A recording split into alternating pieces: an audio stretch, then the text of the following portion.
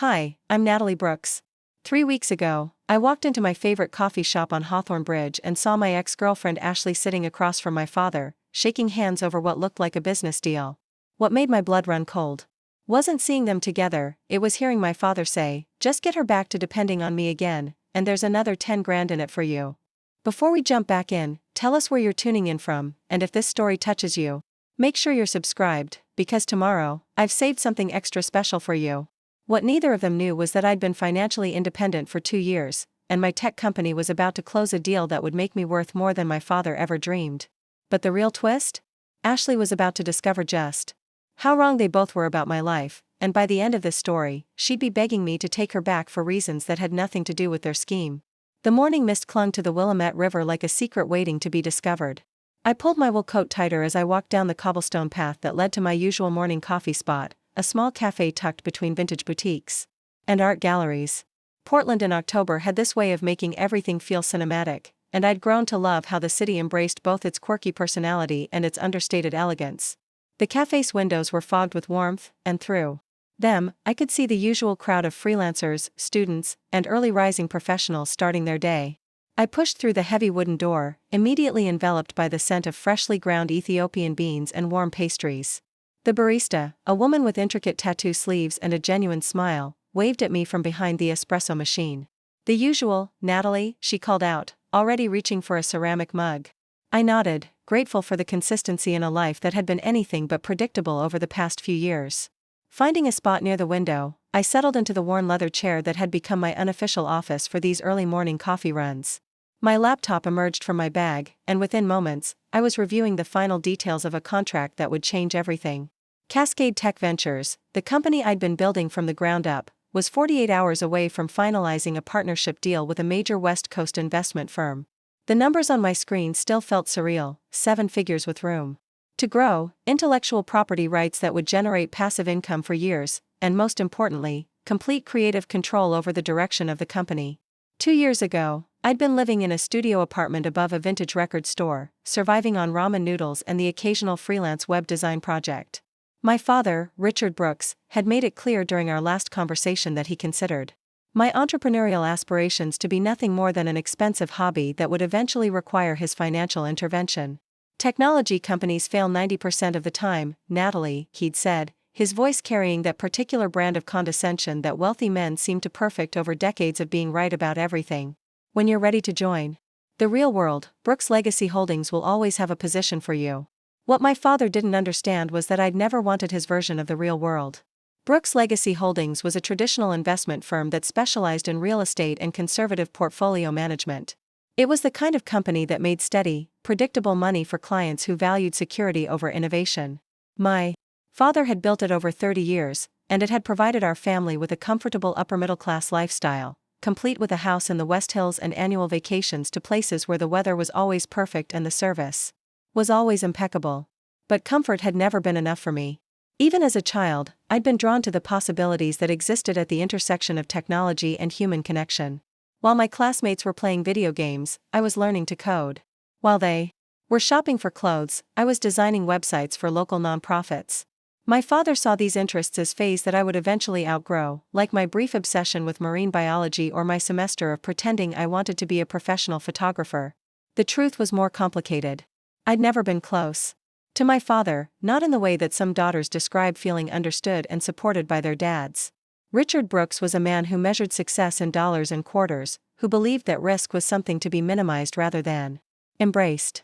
When I came out as lesbian during my sophomore year of college, his reaction had been typical of his approach to anything that didn't fit neatly into his worldview: polite acceptance followed by a subtle campaign to redirect my attention toward something more conventional.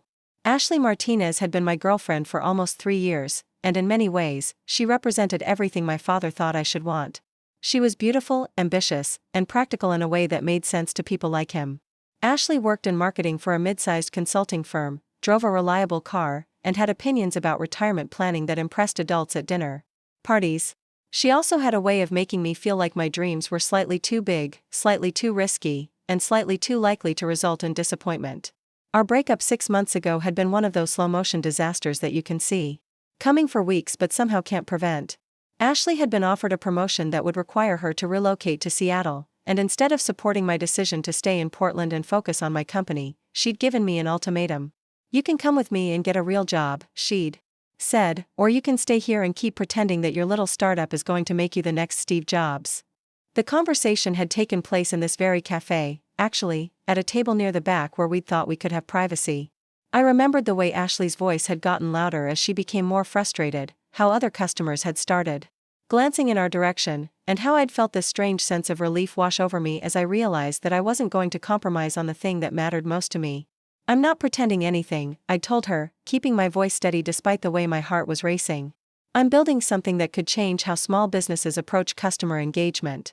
I'm 6 months away from having a product that could revolutionize." "Listen to yourself, Natalie," Ashley had interrupted, her eyes flashing with a mixture of impatience and something that looked almost like pity.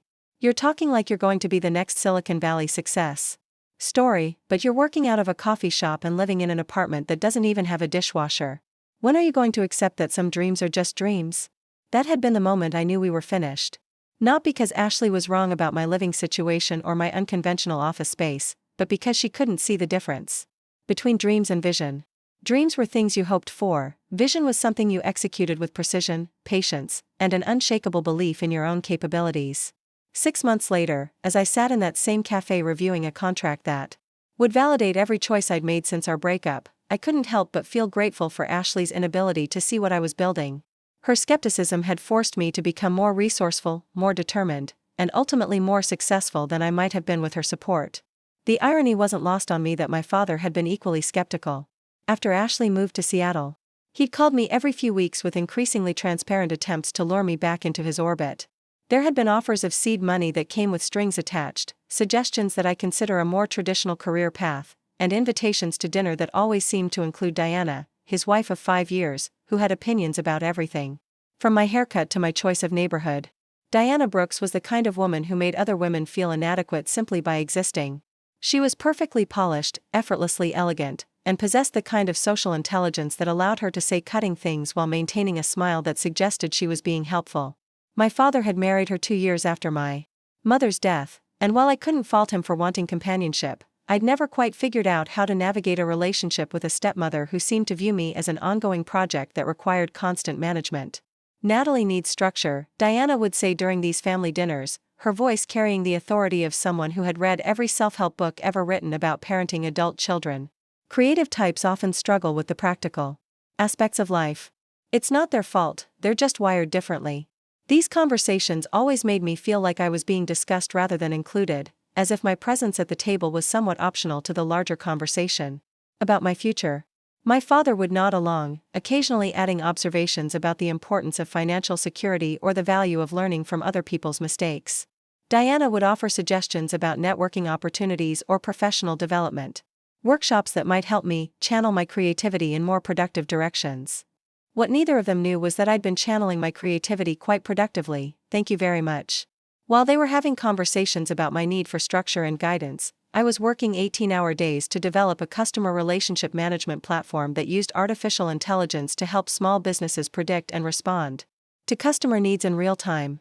While they were worrying about my unconventional lifestyle, I was building relationships with developers, marketers, and potential clients who understood the value of what I was creating.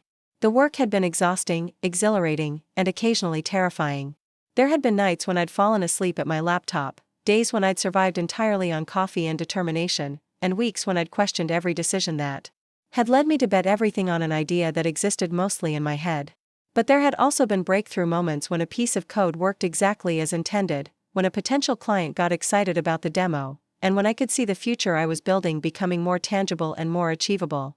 Marcus Thompson had been instrumental in helping me navigate the business side of building a company. Marcus was a software engineer turned entrepreneur who'd sold his first startup to Google 5 years ago and now spent his time mentoring other founders. Preparing and narrating this story took us a lot of time, so if you are enjoying it, subscribe to our channel, it means a lot to us. Now back to the story.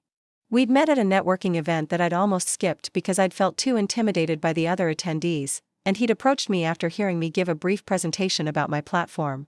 "You're solving a real problem," he told me.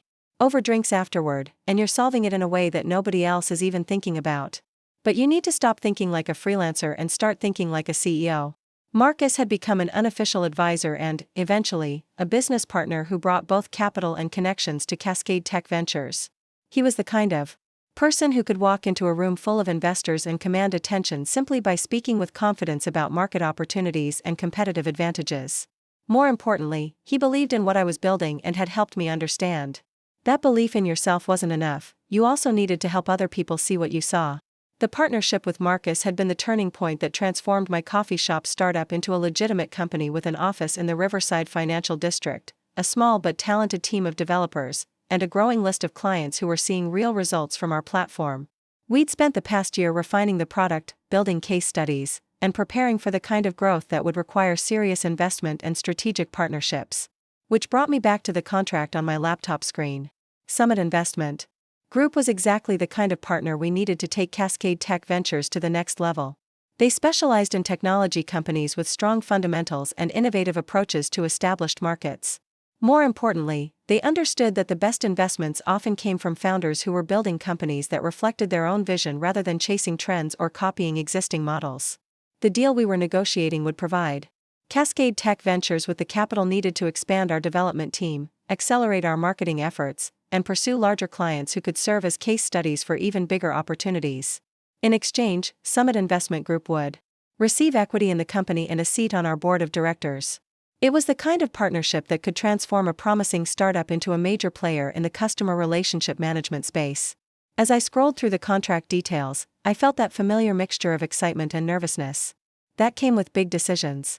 This wasn't just about money, although the financial implications were significant. This was about validation, about proving that the vision I'd been carrying for 2 years was something that experienced investors believed could succeed in a competitive market. My phone buzzed with a text message from Marcus, final numbers. Look good. Let's celebrate tomorrow after we sign. You've earned this. I smiled, closing my laptop and taking a sip of coffee that had grown cold while I'd been lost in thought.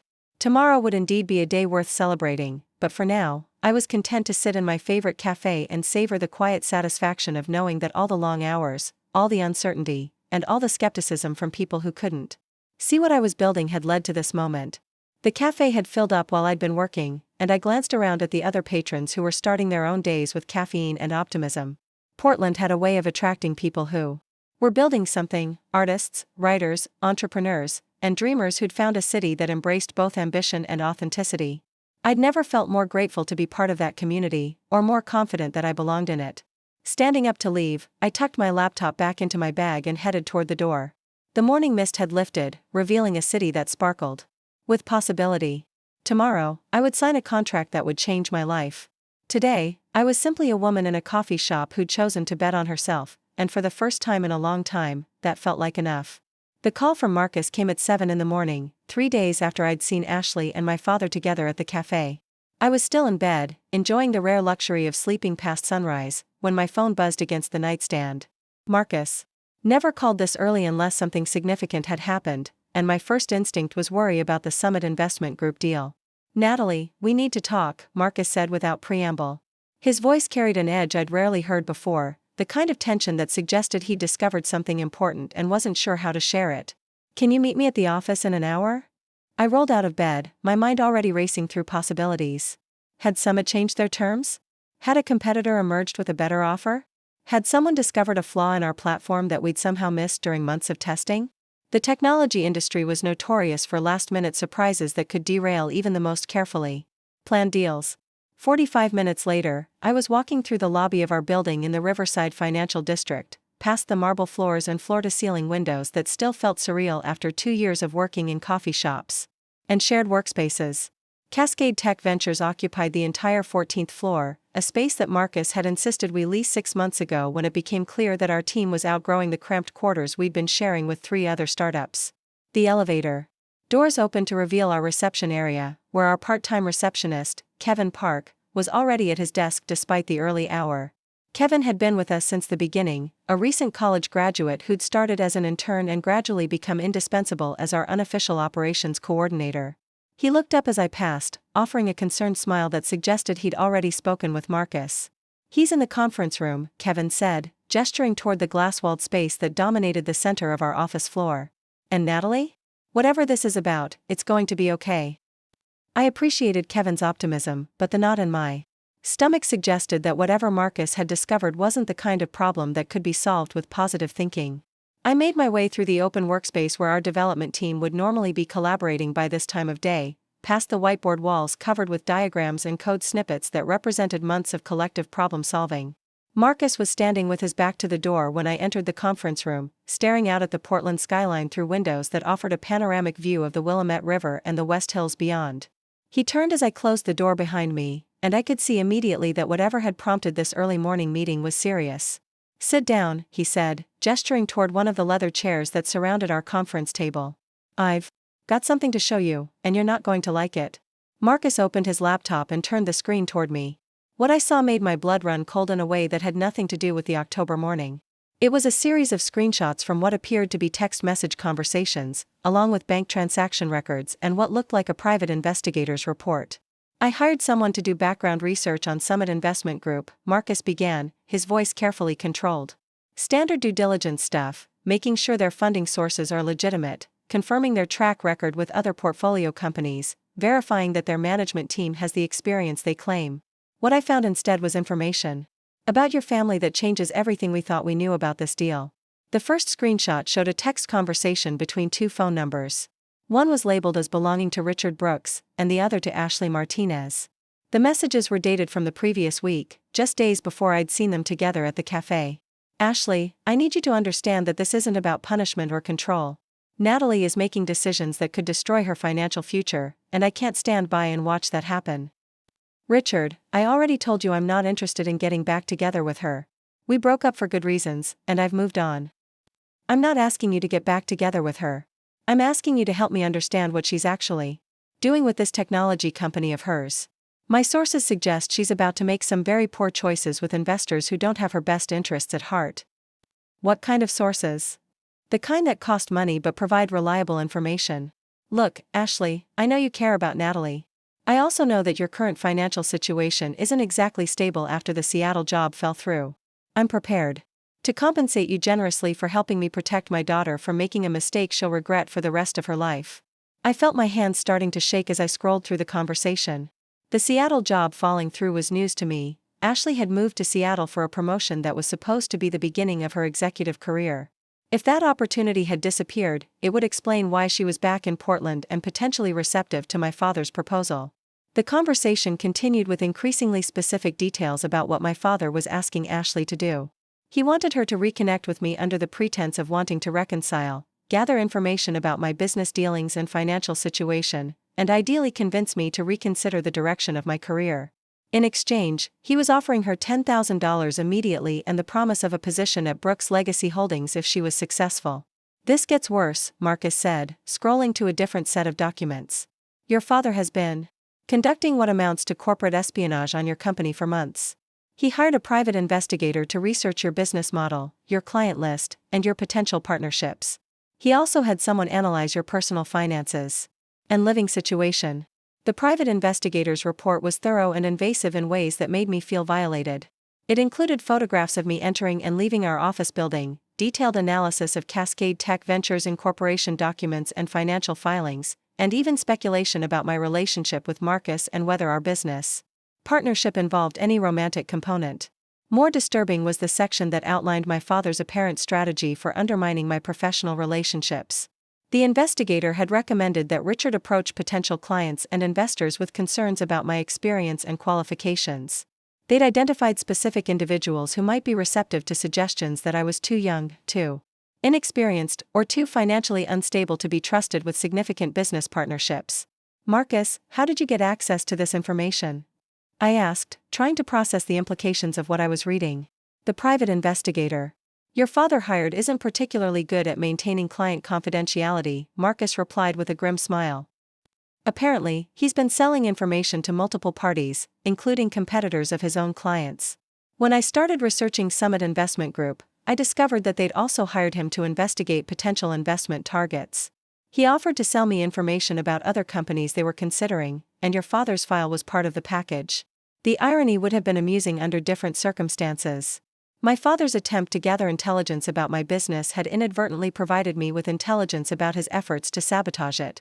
But the humor was overshadowed by the realization that the man I'd been trying to prove myself to for my entire life had been actively working to undermine my success. There's something else, Marcus continued, pulling up a new set of documents. The investigator's report includes financial analysis of Brooks Legacy Holdings. Your father's company isn't doing as well as he's been leading people to believe. They've lost several major clients over the past 18 months, and their revenue has dropped by almost 40%. He's been using personal assets to maintain the company's operational expenses, and he's facing some serious cash flow problems. This revelation recontextualized everything I thought I knew about my father's recent attempts to reconnect with me. His offers of seed money and suggestions that I join Brooks Legacy Holdings weren't motivated by concern for my welfare, they were motivated by his own financial desperation. He needed my potential success more than I needed his approval. The final document in Marcus's collection was the most shocking. It was a copy of a proposal that my father had submitted to Summit Investment Group, suggesting that they reconsider their partnership with Cascade Tech Ventures based on concerns about my leadership capabilities and the long-term viability of our business model. The proposal included recommendations for alternative investments and suggested that Richard Brooks would be available to provide consulting services for any technology companies in their portfolio. He's been trying to sabotage our deal while positioning himself as an alternative resource for Summit, I said, the pieces finally falling into place. He wants them to either drop us entirely or replace me with someone he considers more qualified. That's exactly what he's been trying to do, Marcus confirmed. But here's the thing, Natalie, Summit Investment Group told him to go to hell. Their response was basically that they'd done their own due diligence on you and our company, and they weren't interested in input from family members who clearly didn't understand the technology industry or your capabilities as a founder. This information was simultaneously validating and infuriating. Summit had recognized my father's interference for what it was and rejected it, which meant our partnership was secure. But it also meant that my father had been working behind the scenes to destroy something I'd spent 2 years building, and he'd been doing it while pretending to be concerned about my welfare. There's one more thing, Marcus said, scrolling to the final document. The investigator's report includes recommendations for what your father should do if his initial strategy doesn't work. They suggested that he might need to take more direct action to protect his financial interests, including potential legal action to challenge your business partnerships or personal decisions. The implication was clear. If my father couldn't convince me to abandon my company voluntarily, and if he couldn't undermine my professional relationships through back-channel communications, he might be prepared to use more aggressive tactics. The report specifically mentioned the possibility of challenging my mental competency or claiming that I was being taken advantage of by older, more experienced business partners. I sat back in my chair, trying to process the full scope of what Marcus had revealed. My father hadn't just been skeptical about my career choices, he'd been actively sabotaging them while positioning himself to benefit from my failure. Ashley hadn't contacted me out of genuine desire to reconcile, she'd been recruited as part of a scheme to gather information that could be used against me. What do we do with this information? I asked, though part of me already knew the answer. We use it, Marcus said simply. Your father has been playing games with your life and your career, and now we know the rules he's been following. More importantly, we know that his position isn't as strong as he's been pretending. Brooks Legacy Holdings is vulnerable, and he needs our success more than we need his approval. The realization that I held more power in this situation than I'd ever imagined was both thrilling and terrifying. For 2 years, I'd been working to prove myself worthy of my father's respect and support. Now I understood that he'd been working just as hard to ensure that I never achieved the independence that would make his approval irrelevant. There's something else we need to discuss, Marcus continued, pulling up a different file on his laptop. The investigator's report includes detailed financial information about your personal assets and income. Your father knows exactly how successful Cascade Tech Ventures has become, which means he also knows that you're no longer the struggling entrepreneur he's been describing to other people. This was perhaps the most significant revelation of all. My father wasn't operating under the illusion that I was still living paycheck to paycheck in a studio apartment. He knew that I'd been drawing a 6-figure salary from my company for the past year. He knew that my equity stake in Cascade Tech Ventures was worth several $1 million on paper. He knew that the Summit Investment Group deal would make me independently wealthy by any reasonable definition. His efforts to undermine my success weren't motivated by concern that I would fail, they were motivated by fear that I would succeed beyond his ability to control or influence. The daughter he'd been trying to protect from making poor financial decisions had already achieved more financial security than he currently possessed. Marcus, I need to ask you something, I said, looking up from the documents that had redefined My understanding of my own life. How long have you known that my father was investigating our company? I suspected something was wrong about a month ago, Marcus admitted. Some of our potential clients were asking questions that seemed oddly specific, and a few investors mentioned having received unsolicited information about management concerns at Cascade Tech Ventures. I didn't want to worry you while we were finalizing the summit deal, so I decided to investigate quietly. I appreciated Marcus's protective instincts, but part of me wished he'd shared his suspicions earlier. The past month of stress about our company's future could have been avoided if I'd known that the obstacles we were facing weren't related to our product or our strategy, but to deliberate sabotage from someone who should have been supporting my success. What's our next move? I asked, though I was already beginning to formulate a plan. That depends on what kind of outcome you want, Marcus replied. We could expose everything publicly and destroy your father's reputation and business. We could use this information to force him to stop interfering with our company. Or we could simply ignore it and focus on moving forward with our own plans. Each option had appeal, but none of them felt quite right. Public exposure would satisfy my anger but might also damage relationships with family members who weren't involved in my father's scheme. Confronting him directly might stop his interference but wouldn't address the underlying issues that had motivated his behavior. Ignoring the situation entirely would allow him to continue undermining other people who might not have the resources to defend themselves. I think I want to do something else entirely, I said, closing Marcus's laptop and standing up from the conference table. I want to give my father and Ashley exactly what they think they want, and then show them why they should have been more careful about what they wished for. Marcus raised an eyebrow, clearly intrigued by the implication that I was planning something more sophisticated than simple revenge or confrontation. What did you have in mind? He asked. Ashley is supposed to be gathering information about my financial situation and business prospects, I said, walking toward the windows that overlooked the city where I'd built something my father had never imagined I was capable of creating. Let's make sure she gets access to accurate information. All of it. The plan that was forming in my mind would require careful timing and precise execution, but it had the potential to resolve multiple problems simultaneously. Ashley would discover that the woman she'd underestimated was now in a position to offer her everything she'd been promised by my father, and more. My father would learn that the daughter he'd been trying to control had been controlling her own destiny more effectively than he'd ever controlled his. Most importantly, I would finally have the opportunity to demonstrate that the success I'd achieved wasn't something that had happened to me, it was something I'd built deliberately, strategically, and with a clear understanding of exactly what I wanted to accomplish. Marcus, I'm going to need you to prepare a comprehensive presentation about Cascade Tech Ventures' current financial position and future projections, I said, turning back toward him with a smile that probably looked more predatory than professional. I have a feeling that Ashley Martinez is about to become very interested in learning more about my business.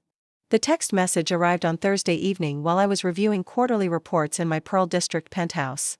Ashley's name appeared on my phone screen for the first time in 6 months, and seeing it there felt like watching a chess piece move exactly where I'd anticipated it would. Hey Natalie, I know this might seem random, but I've been thinking about you lately. I'm back in Portland and wondering if you'd like to grab coffee sometime. I feel like we left things unfinished, and I'd love to catch up. No pressure, just thought it might be nice to talk.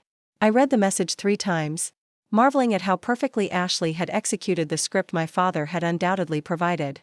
The casual tone, the suggestion that our breakup had been premature, the careful balance between interest and nonchalance, it was exactly the kind of approach that might have worked 6 months ago when I was still emotionally vulnerable from our relationship ending. Instead of responding immediately, I walked to the floor-to-ceiling windows that dominated the west wall of my living space. The city spread out below me in the golden hour light that made Portland look like something from a romantic film. My penthouse occupied the top 2 floors of a converted warehouse building, with exposed brick walls, polished concrete floors, and custom lighting that could be adjusted to match any mood or occasion. I'd purchased the space 8 months ago, shortly after Cascade Tech Ventures had started generating serious revenue. It was the kind of home I'd dreamed about during those late nights in my studio apartment, when the sounds of traffic from the street below would keep me awake while I coded until dawn. The purchase had been both practical and symbolic. Practical because I needed more space for the home office where I did my most creative thinking, and symbolic because it represented a level of financial independence that made my father's approval irrelevant. The penthouse also served another purpose that would become relevant very soon. It was designed to impress, with custom millwork, designer furniture, and art pieces that had been carefully selected to create an atmosphere of sophisticated success. When Ashley discovered where I was living now, it would be impossible for her to maintain the illusion that I was still the struggling entrepreneur she'd left behind. I picked up my phone and typed a response that would set the next phase of my plan in motion. Ashley, what a surprise. I'd love to catch up. How about Saturday afternoon? I was actually planning to host a small gathering at my place, just a few friends and colleagues celebrating a business milestone. You're welcome to join if you're interested in meeting some new people. Let me know. The invitation was calculated to achieve several goals simultaneously.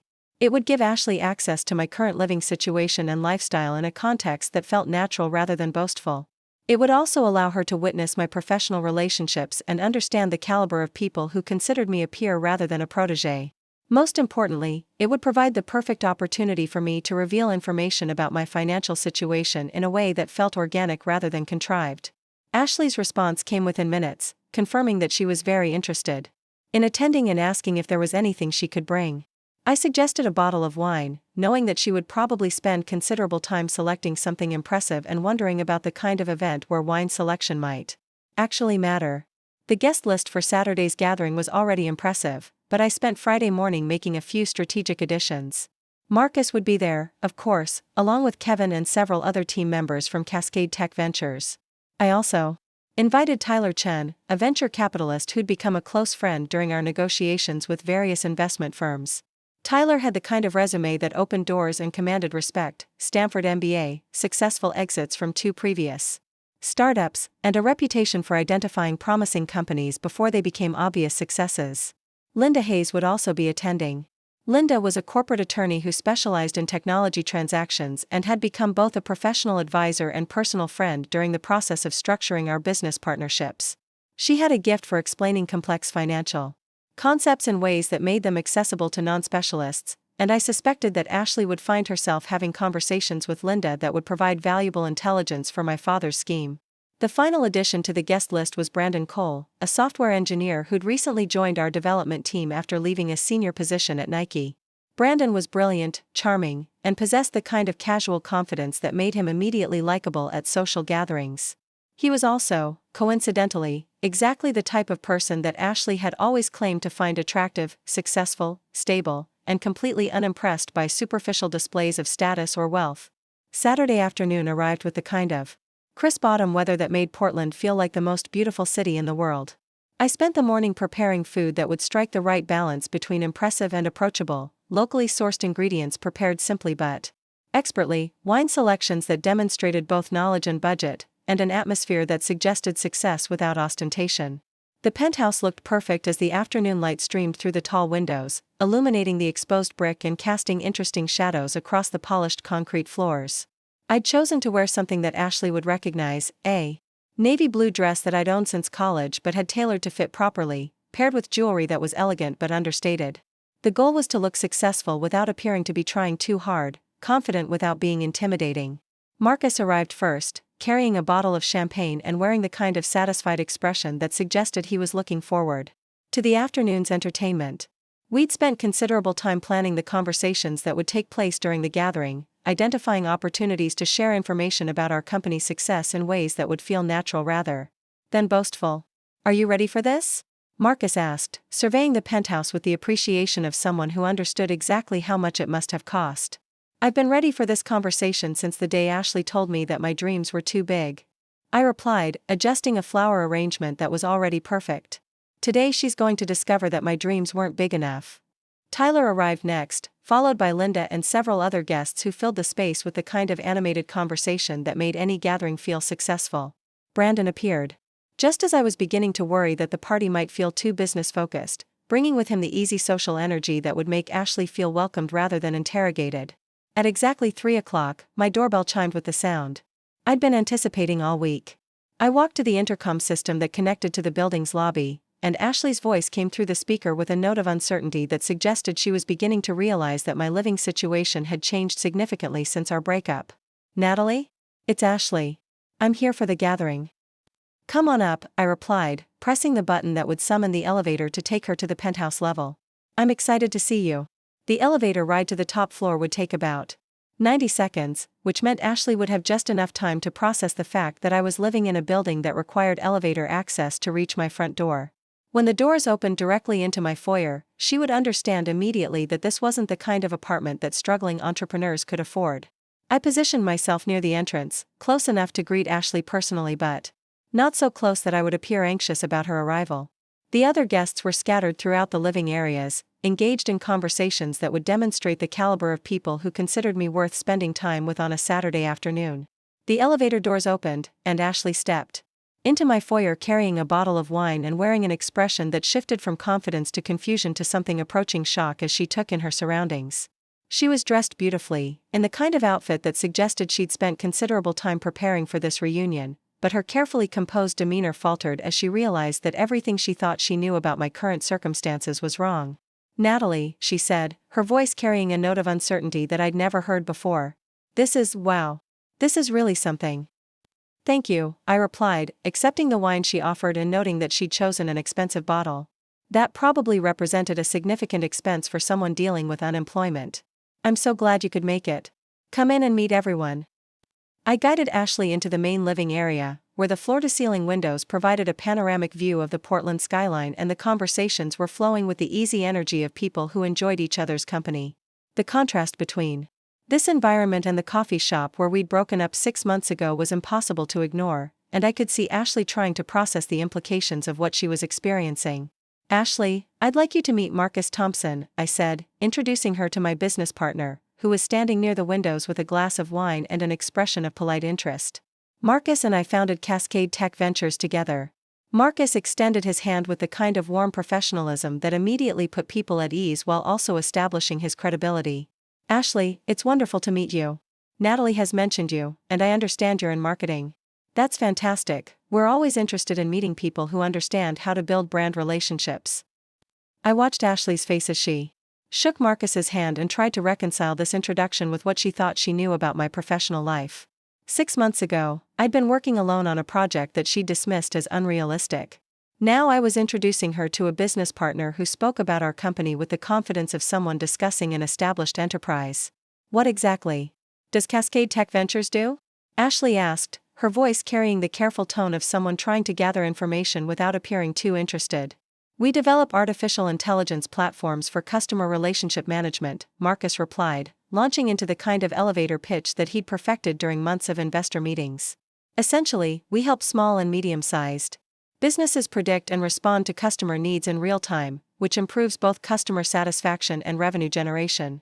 This explanation was both accurate and impressive, but I could see that Ashley wasn't entirely sure what it meant. "In practical terms," Marcus continued, describing our client base and recent growth metrics in language that would sound impressive to someone outside the technology industry while also demonstrating that our company was generating significant revenue. "That sounds incredibly sophisticated," Ashley said, glancing between Marcus and me with an expression that suggested she was beginning to understand that she'd underestimated the scope of what I'd been building. "How long have you been working on this?" "We incorporated about 18 months ago," I replied, "but I'd been developing the core technology for about a year before that. It's been quite a journey, but we're finally starting to see the kind of growth that makes all the late nights worthwhile." This timeline would be significant for Ashley, who would realize that I'd been building something substantial while she was pressuring me to abandon my entrepreneurial aspirations and follow her to Seattle. The irony wasn't lost on me that her departure had freed me to focus entirely on work that was now generating the kind of success she'd insisted was impossible. "Natalie, you have to introduce Ashley to Tyler," Marcus said, gesturing toward the venture capitalist who was engaged in animated conversation with Linda near the kitchen island. "Tyler's been instrumental in helping us understand the investment landscape for technology companies." Tyler Chin turned as we approached, offering Ashley the kind of confident smile that suggested he was accustomed to making positive first impressions. His resume was impressive enough to command attention in any business context, but his manner was approachable and genuinely interested in meeting new people. "Ashley, meet Tyler Chen," I said, watching as Ashley recognized that Tyler was exactly the kind of successful, attractive professional that she'd always claimed to want to meet. "Tyler's been advising us on strategic partnerships and growth opportunities." Tyler and Ashley fell into conversation easily, discussing Portland's business community and the advantages of building companies outside of traditional technology hubs like San Francisco and Seattle. I could see Ashley becoming more animated as she realized that Tyler was not only successful and interesting, but also genuinely interested in what she had to say about marketing and brand development. What Ashley didn't know was that Tyler was also one of the people who'd reviewed my father's attempts to undermine our Summit Investment Group partnership. Tyler had mentioned the incident to me during a casual conversation, describing it as an amateur attempt at corporate sabotage that had actually enhanced his confidence in our company's leadership and strategic direction. Ashley, you should hear about the deal we just closed, Tyler said, unknowingly providing the perfect opening for the conversation I'd been planning all week. Natalie and Marcus have built something really special here, and Summit Investment Group obviously agrees. Ashley's attention sharpened at the mention of a major investment firm, and I could see her trying to calculate the implications of what Tyler was suggesting. Summit Investment Group was exactly the kind of prestigious partner that would indicate serious business success, and their involvement would represent a level of validation that even skeptics would find difficult to dismiss. Summit Investment Group? Ashley repeated, her voice carrying a note of surprise that suggested she recognized the name. That's incredible. They only work with companies that have serious growth potential. Exactly, Tyler replied, warming to a topic that clearly excited him. They're projecting that Cascade Tech Ventures could reach a valuation of $50 million within 3 years, assuming the market responds to their platform the way early indicators suggest it will. This projection wasn't confidential information, but hearing it presented so casually would help Ashley understand that my company wasn't just successful, it was positioned for the kind of exponential growth that creates significant wealth for founders and early employees. The implications for my personal financial situation would be impossible for her to ignore. Natalie, I had no idea, Ashley said, turning toward me with an expression that combined admiration, confusion, and something that looked almost like regret. When we were together, you were just getting started with this. I never imagined it would become so successful so quickly. The technology industry moves fast, I replied, keeping my tone modest despite the satisfaction I felt at seeing Ashley begin to understand what she'd walked away from. Sometimes opportunities develop more quickly than anyone expects.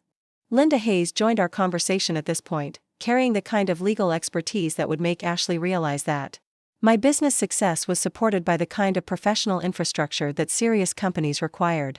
Linda had a gift for making complex financial concepts accessible, and she immediately began explaining the strategic advantages of our recent partnership agreements in terms that would resonate with someone from a marketing background. The intellectual property portfolio alone is worth several $1 million, Linda mentioned casually, describing the patents and proprietary algorithms that formed the foundation of our competitive advantage. When you combine that with their client base and revenue growth, you're looking at a company that's positioned to dominate their market segment. I could see Ashley processing this information and trying to reconcile it with her memory of the struggling entrepreneur she'd left behind 6 months ago. The woman she'd dated had been working from coffee shops and surviving on freelance income. The woman standing in front of her now owned intellectual property worth millions of dollars and lived in a penthouse that probably cost more per month than Ashley's annual salary. This is all so impressive, Ashley said, her voice carrying a note of amazement that suggested she was beginning to understand the full scope of what I'd accomplished. Natalie, I feel like I need to apologize for not seeing this potential when we were together. This was the moment I'd been waiting for, the acknowledgement that Ashley had misjudged both my capabilities and my prospects. Her apology felt genuine, but I also knew that it was motivated by the recognition that she'd made a significant error in calculation rather than genuine regret about how our relationship had ended. You don't need to apologize, I replied, though part of me disagreed with my own generous response. We were both focused on different things at the time. I'm just grateful that everything worked out the way it was supposed to. Brandon Cole appeared at this moment, introducing himself to Ashley with the kind of easy charm that immediately shifted the social dynamic of our conversation. Brandon was exactly the type of person that Ashley had always claimed to find attractive, successful, confident, and completely unimpressed by wealth or status. More importantly, his interest in Ashley was genuine rather than strategic, which meant that their conversation would develop naturally without any manipulation from me.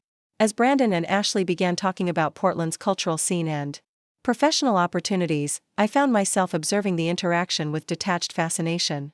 Ashley was animated and engaged in a way that I remembered from the early days of our relationship, when she'd been excited about new possibilities and optimistic about the future. Brandon was responding with the kind of intelligent attention that suggested he found her genuinely interesting rather than merely attractive. Tyler leaned toward me during a pause in their conversation. Your ex-girlfriend seems lovely, he said quietly, but I get the impression that she's seeing you with new eyes tonight. Tyler's observation was accurate.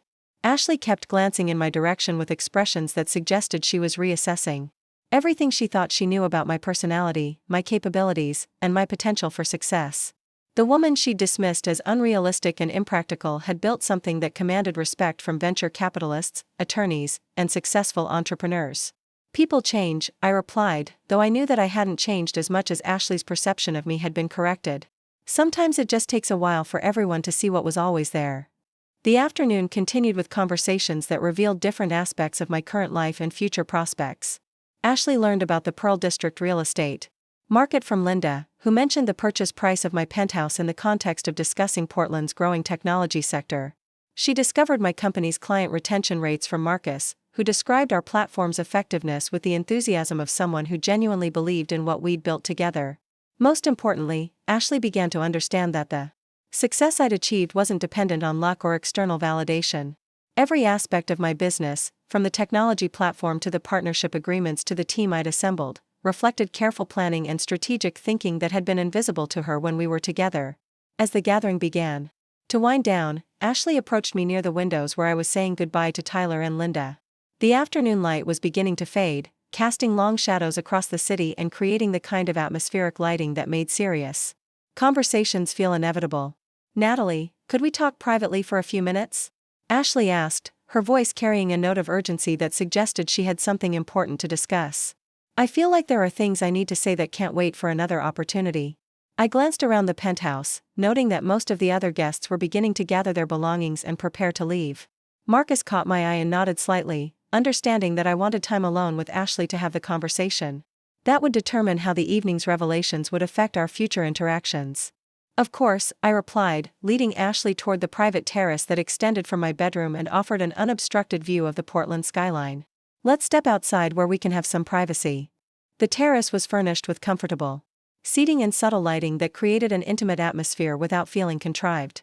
Ashley settled into one of the chairs and looked out over the city for a moment before turning toward me with an expression that combined admiration, regret, and something that might have been hope. "Natalie, I owe you a sincere apology," she began, her voice carrying more emotion than I'd heard from her since our breakup. "I was wrong about your business, wrong about your potential, and wrong about what you were capable of achieving. I let my own fears about financial security cloud my judgment about what you were building." This apology was more substantial than her earlier acknowledgement, and I could hear genuine remorse in her voice. Ashley had recognized that her skepticism about my entrepreneurial aspirations had been based on her own limitations rather than any realistic assessment of my capabilities or prospects. "I've been thinking about this a lot since I moved back to Portland," Ashley continued, her eyes meeting mine with an intensity that suggested this conversation was important to her. "The job in Seattle didn't work out the way I'd hoped, and I've had time to reflect on the choices I made and the opportunities one might have missed." This admission confirmed what Marcus had discovered about Ashley's employment situation, but hearing it directly from her provided context that helped me understand why she'd been receptive to my father's proposition. Ashley wasn't just unemployed, she was questioning the career decisions that had led her away from Portland and away from our relationship. "I'm sorry the Seattle opportunity didn't work out," I said, and I meant it despite everything I now knew about her current circumstances. "That must have been disappointing after all the planning and preparation you put into the move." "It was," Ashley replied, "but it also made me realize that I'd been prioritizing the wrong things. I thought I needed security and conventional success, but what I actually needed was to be with someone who challenged me to think bigger and take meaningful risks." This statement was both flattering and ironic, given that Ashley was currently being paid to manipulate me into abandoning the very risks that had generated my success. I wondered if she was aware of the contradiction between her words and her actions, or if she'd somehow convinced herself that my father's scheme was compatible with genuine romantic interest. "Ashley, can I ask you something?" I said, deciding that the moment had come to address the elephant in the room.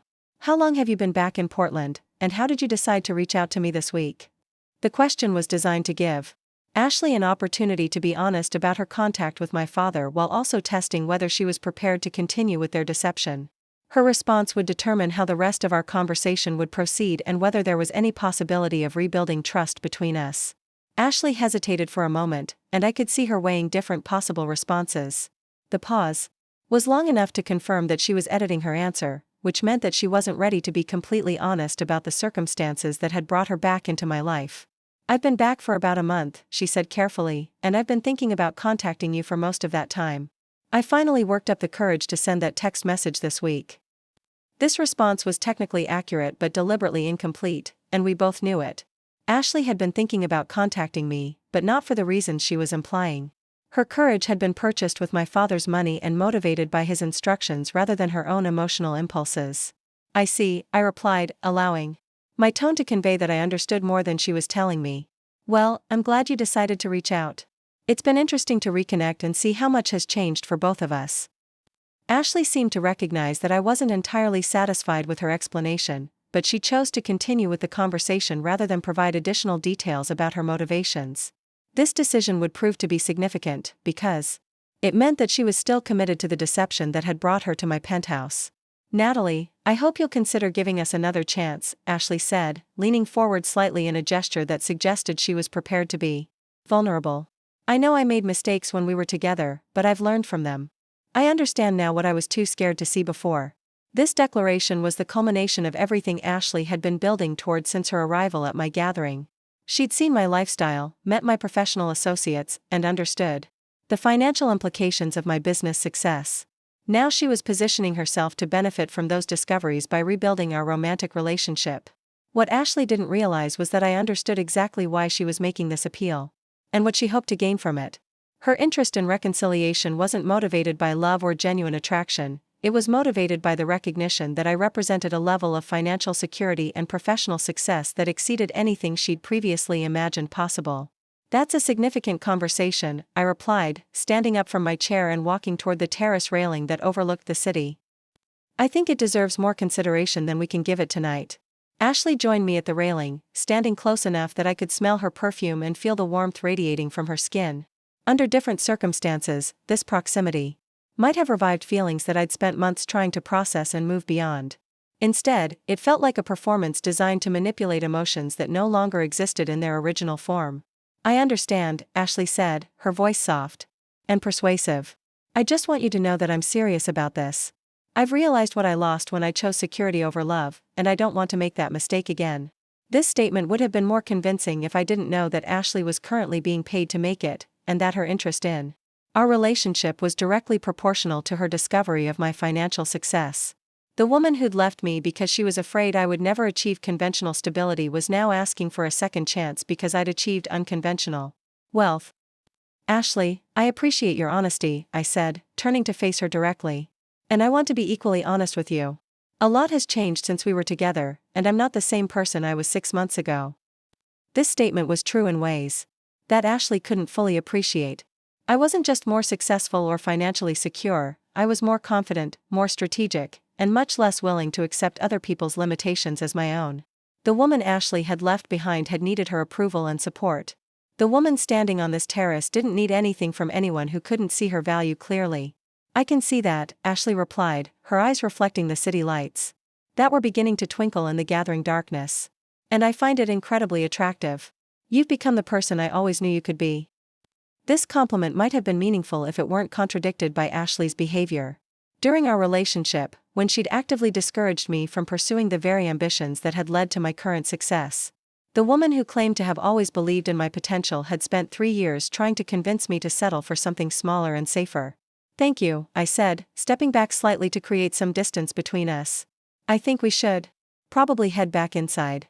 I want to make sure Marcus doesn't feel obligated to stay late just to help me clean up. Ashley nodded, though I could see disappointment in her expression that suggested she'd hoped for a different response to her overtures.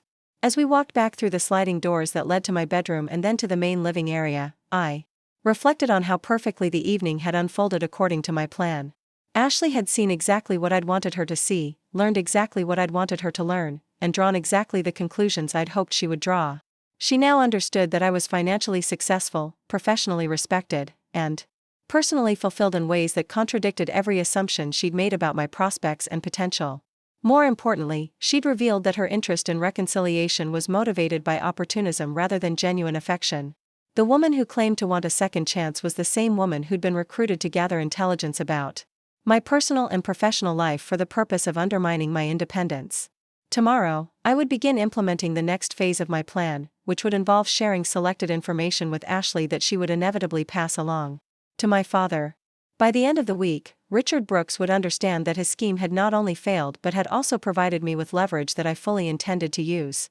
As Ashley gathered her purse and prepared to leave, she turned toward me with an expression that combined hope and uncertainty. "Natalie, thank you for inviting me tonight," she said. "It meant more than you probably realize. I hope we can continue this conversation soon." "I'm sure we will," I replied, walking her to the elevator and pressing the button that would summon it to the penthouse level. "Take care of yourself, Ashley." The elevator doors closed, leaving me alone in my foyer with the satisfaction of knowing that phase 1 of my plan had been executed flawlessly. Ashley would spend the ride to the lobby processing everything she'd learned about my current circumstances, and by the time she reached her car, she would be planning how to share this intelligence with my father. What neither of them realized was that I was already 3 steps ahead of whatever they might decide to do next, and that their attempts to manipulate me had provided me with the perfect opportunity to demonstrate just how little they understood about who I'd become and what I was capable of achieving. The call from my father came exactly when I expected it would, on Monday morning at 8:30 sharp, which had always been his preferred time for conducting business that required his complete attention. I was in my home office, reviewing performance metrics from our latest client deployment, when Richard Brooks's name appeared on my phone screen with the kind of predictable timing that confirmed everything Marcus and I had suspected about Ashley's real purpose. "Natalie, I hope I'm not interrupting anything important," my father said, his voice carrying that particular combination of authority and concern that he'd perfected during decades of managing other people's financial affairs. "I was wondering if you might have time for lunch today. There are some family matters I'd like to discuss with you." The invitation was phrased as a request, but my father's tone suggested that he considered my acceptance to be inevitable rather than optional. This was typical of his approach to family relationships, which he managed with the same strategic mindset that he applied to business negotiations. Richard Brooks didn't make social calls, he scheduled strategic conversations designed to achieve specific outcomes. "Family matters?" I replied, injecting just enough curiosity into my voice to suggest that I had no idea what he might want to discuss. "That sounds serious. Is everything okay with Diana?" "Diana is fine," my father said, though I detected a slight hesitation that suggested the conversation he wanted to have might involve my stepmother in ways that weren't entirely comfortable for him. "This is more about your future and some concerns that have come to my attention recently."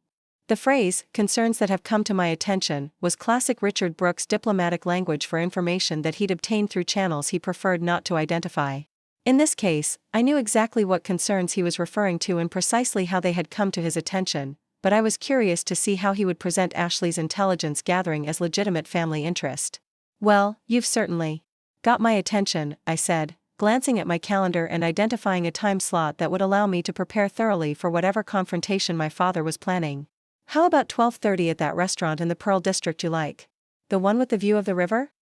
"Perfect," my father replied, and I could hear the satisfaction in his voice that suggested he believed this meeting would unfold according to his expectations. "I'll see you then, and Natalie? I think you'll find our conversation very illuminating." The choice of words was interesting. Richard Brooks was a man who chose his language carefully, and describing our upcoming conversation as illuminating suggested that he believed he possessed information that would surprise or educate me. What he didn't realize was that I possessed considerably more information about his recent activities than he could possibly imagine, and that the illumination would be flowing in the opposite direction from what he anticipated. After ending the call, I immediately texted Marcus to let him know that our father-daughter lunch meeting was confirmed for later that day.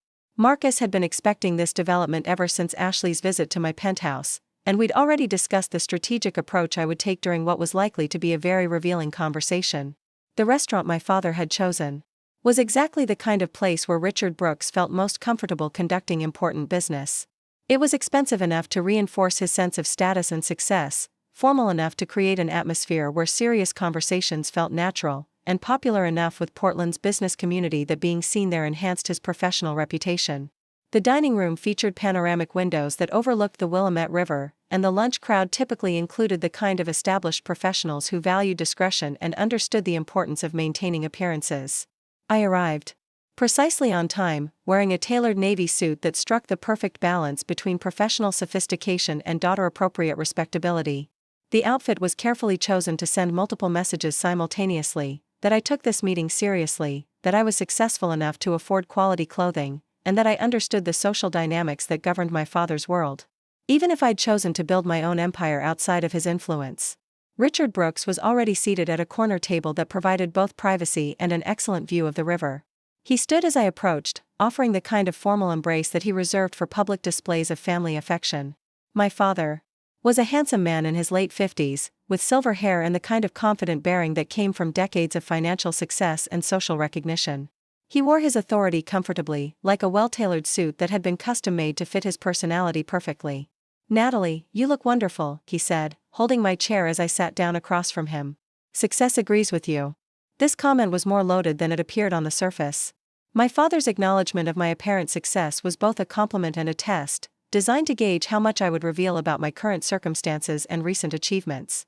Richard Brooks had built his career on his ability to extract information from people while revealing as little as possible about his own situation, and this lunch meeting would undoubtedly follow that same pattern. "Thank you," I replied, accepting the menu that the server offered while noting that my father had already ordered wine for the table. "I have to say, it's nice to be invited to lunch on such short notice. You usually require weeks of advance planning for family social events." My observation was accurate and pointed. Richard Brooks was famously meticulous about his schedule, and spontaneous lunch invitations were completely out of character for him. This deviation from his normal patterns confirmed that whatever had prompted this meeting was significant enough to justify disrupting his carefully organized routine.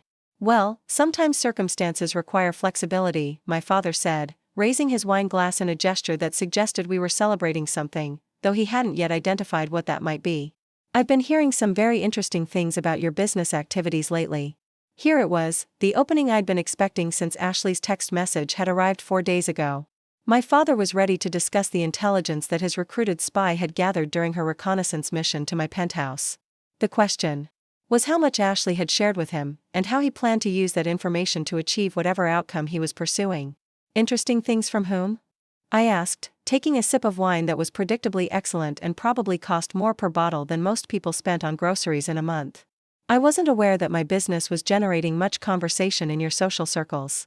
"Portland's business community is smaller than you might think," Richard replied, skillfully avoiding my question about his sources while establishing that he'd been making inquiries about my company through professional channels. "When someone starts making waves in the technology sector, word gets around fairly quickly." This explanation was plausible but incomplete. Portland's technology community was indeed close-knit, and successful companies did generate conversation among investors and business leaders. However, the specific timing of my father's newfound interest in my professional activities suggested that his information had come from sources more intimate than casual business networking.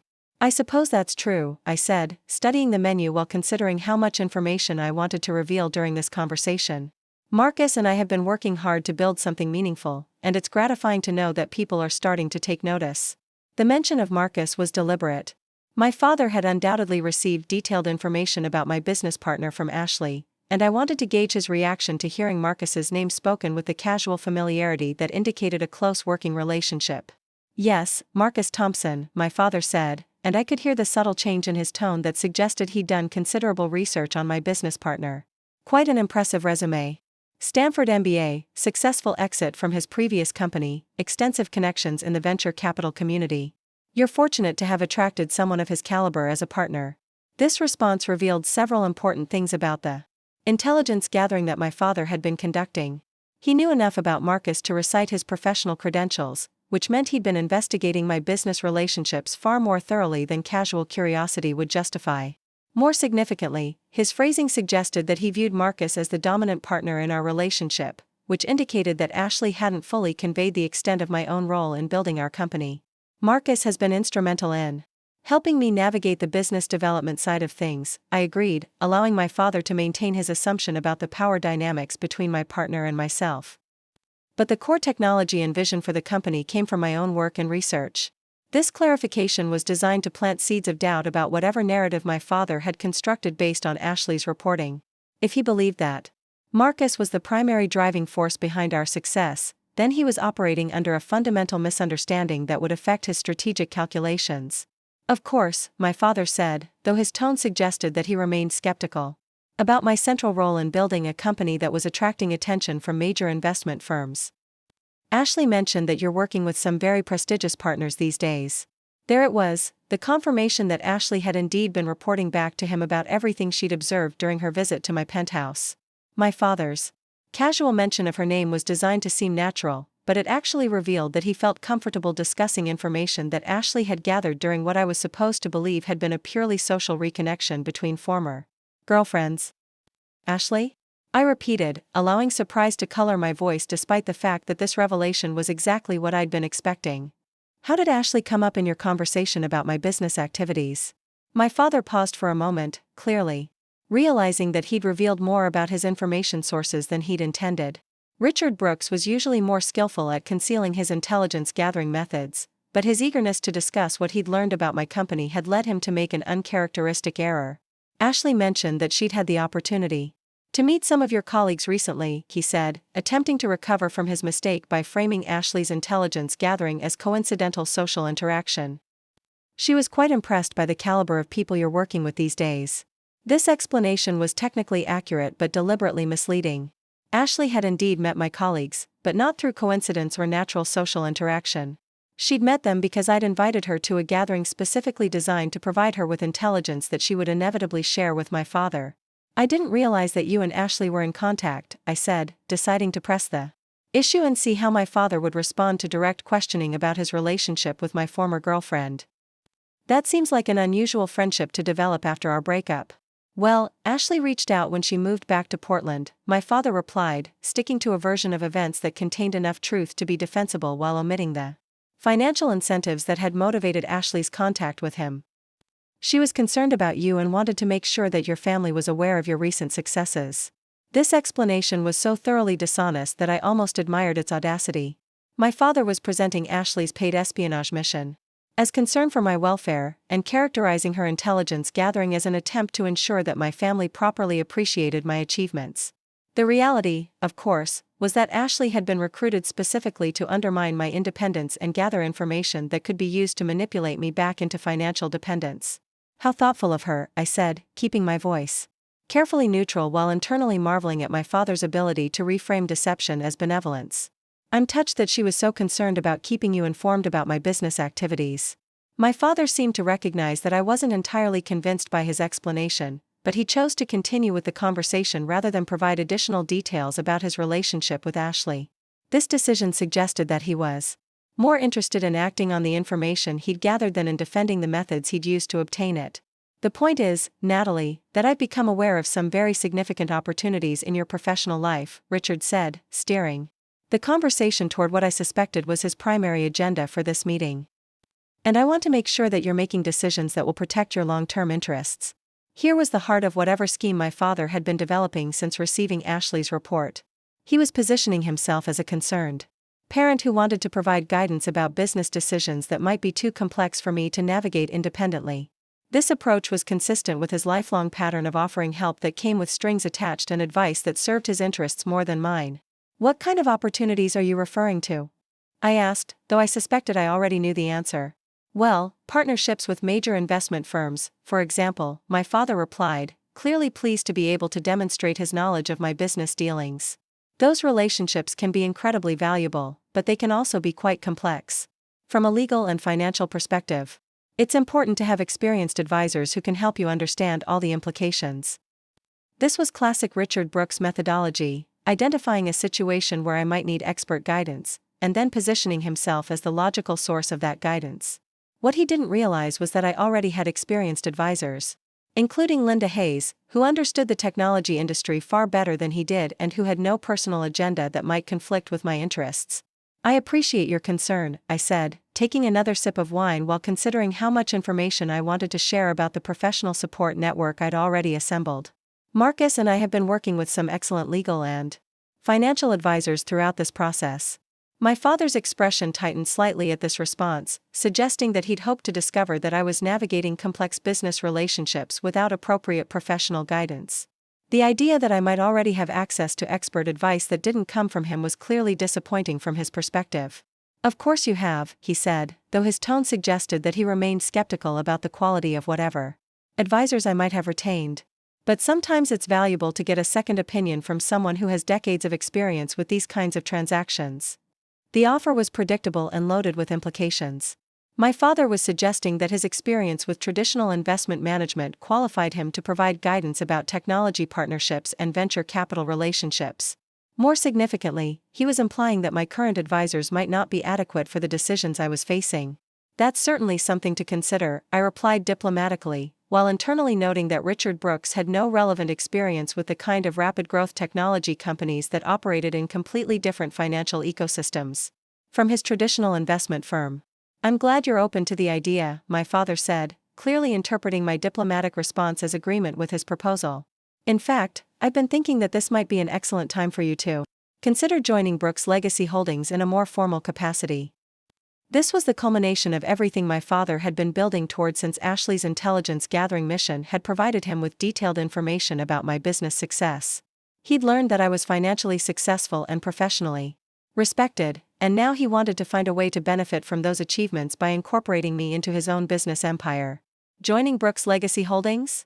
I repeated, genuinely surprised by the directness of his proposal despite having anticipated that he would eventually make some kind of offer designed to bring me under his control.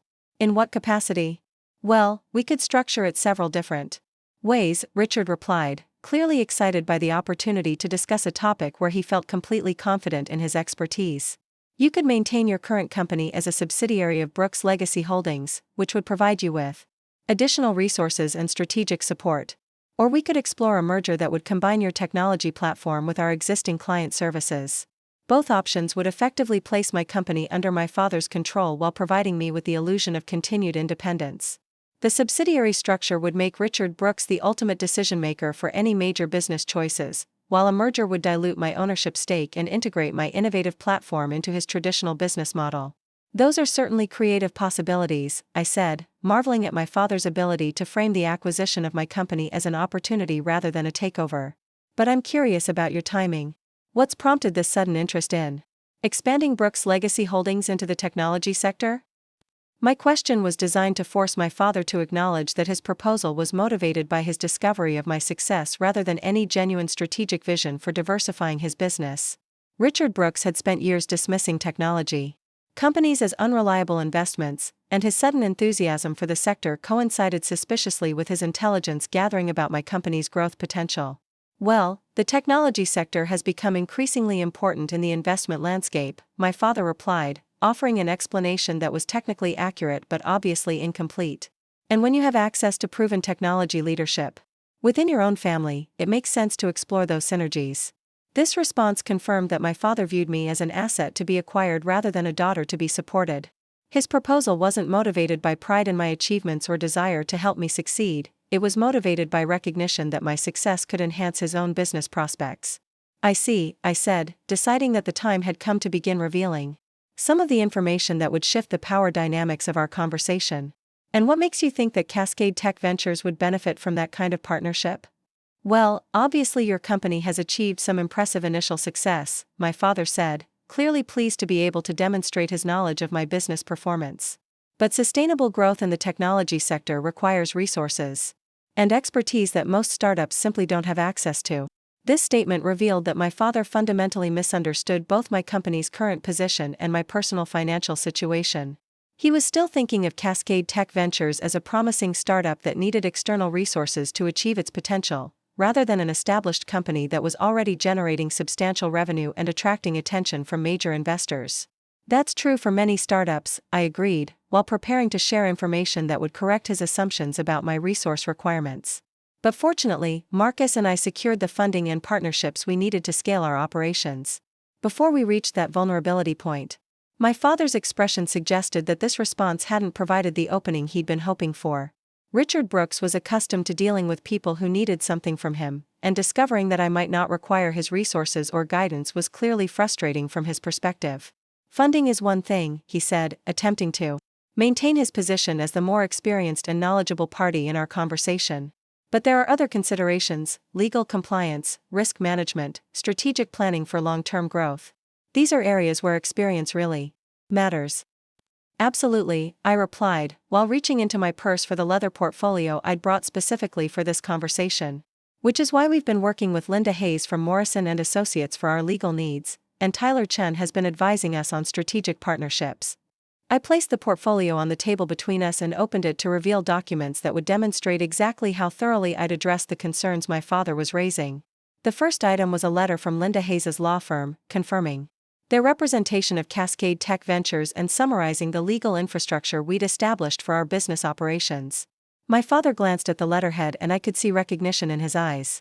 Morrison & Associates was one of Portland's most prestigious law firms, and their technology practice group was known for representing major companies and handling complex transactions.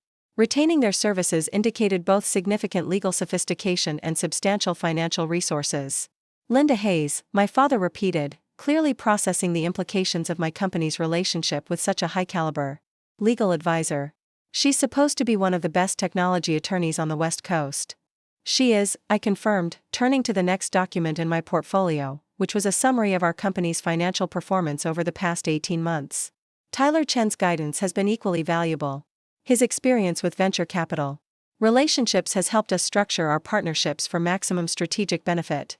The financial summary I'd shared contained information that would fundamentally change my father's understanding of my personal situation and business prospects. The revenue figures, profit margins, and growth projections painted a picture of a company that was not only successful but positioned for exponential expansion over the next several years. My father studied the documents carefully, and I could see his assumptions about my circumstances shifting as he absorbed the reality of what I'd built. The struggling entrepreneur he'd been trying to rescue was actually running a multi-million-dollar company that was attracting attention from major investors and generating substantial wealth for its founders. These numbers are quite impressive, Richard said, though his tone suggested that he was still processing the implications of what he was seeing. I had no idea that your company had achieved this level of success so quickly. This admission was significant because it revealed that Ashley's intelligence gathering had been incomplete or inaccurate. My father's surprise at seeing concrete evidence of my financial success suggested that his recruited spy hadn't provided him with the full picture of my business achievements. The technology sector moves very quickly when you have the right product and market timing, I replied, turning to the final document in my portfolio, which would complete the process of redefining our relationship dynamics. Which brings me to something I wanted to discuss with you. The last document was a comprehensive analysis of Brooks Legacy Holdings' financial performance over the past 3 years, compiled by the same private investigator that my father had hired to research my business activities. The irony of using his own intelligence-gathering methods to investigate his company wasn't lost on me, and I was curious to see how he would react to having his financial situation scrutinized as thoroughly as he'd scrutinized mine. "What is this?" my father asked, though his expression suggested that he recognized some of the information contained in the report. "It's a business analysis of Brooks Legacy Holdings," I replied calmly. I had it prepared when I started thinking about potential partnerships and strategic alliances for my company. I wanted to understand the financial landscape of established investment firms in the Portland market. This explanation was technically accurate, though it omitted the personal motivations that had prompted my investigation into my father's business affairs. I'd wanted to understand whether his offers of financial support came from a position of strength or desperation, and the results had been quite illuminating. The report revealed that Brooks Legacy Holdings had lost several major clients over the past 18 months, largely due to competitive pressure from firms that offered more sophisticated investment strategies and better returns. The company's revenue had declined significantly, and my father had been using personal assets to maintain operational expenses and preserve the appearance of continued success. "Where did you get this information?" Richard asked, his voice carrying a note of anger that suggested he recognized the accuracy of what I was showing him. "The same place you got your information about my company," I replied, meeting his eyes with an expression that conveyed my complete understanding of the intelligence-gathering activities he'd been conducting. "It's amazing how much business intelligence is available when you know where to look for it." My father's face flushed slightly as he realized that I was aware of his espionage activities and had responded by conducting my own investigation into his affairs. The power dynamics of our lunch meeting had shifted dramatically, and we both understood that I was no longer the supplicant seeking his approval or guidance. "Natalie, I think there may have been some misunderstandings about my recent conversations with Ashley," Richard said, clearly attempting to regain control of a situation that had moved far beyond his expectations. "I don't think there have been any misunderstandings at all," I replied, closing my portfolio and signaling that the business portion of our meeting was concluded. "I think you hired my ex-girlfriend to gather intelligence about my personal and professional life because you were concerned that my success might reduce your ability to control or influence my choices." The directness of this accusation clearly caught my father off guard. Richard Brooks was accustomed to operating through layers of plausible deniability and diplomatic language, and having his motivations stated so bluntly was obviously uncomfortable. For him. That's not. Natalie, you're mischaracterizing my concerns about your welfare, he said, though his protest lacked conviction. Am I? I asked, pulling out my phone and scrolling to the screenshots that Marcus had shared with me days earlier. Because I have text messages that suggest otherwise. I turned my phone screen toward my father, displaying the conversation between him and Ashley that outlined his proposal to pay her for information about my business activities and personal circumstances. His expression shifted from denial to resignation as he recognized that his secret arrangement had been exposed. How did you get those? He asked quietly. The same way you've been getting information about my company, I replied. It turns out that hiring people to spy on your family members can be a risky strategy when those family members have better resources and more sophisticated intelligence networks than you anticipated. The silence that followed this revelation stretched long enough for both of us to understand that our relationship had fundamentally changed. Richard Brooks was no longer the powerful father offering guidance to his struggling daughter. He was a desperate businessman who'd been caught attempting to manipulate someone whose success exceeded his own.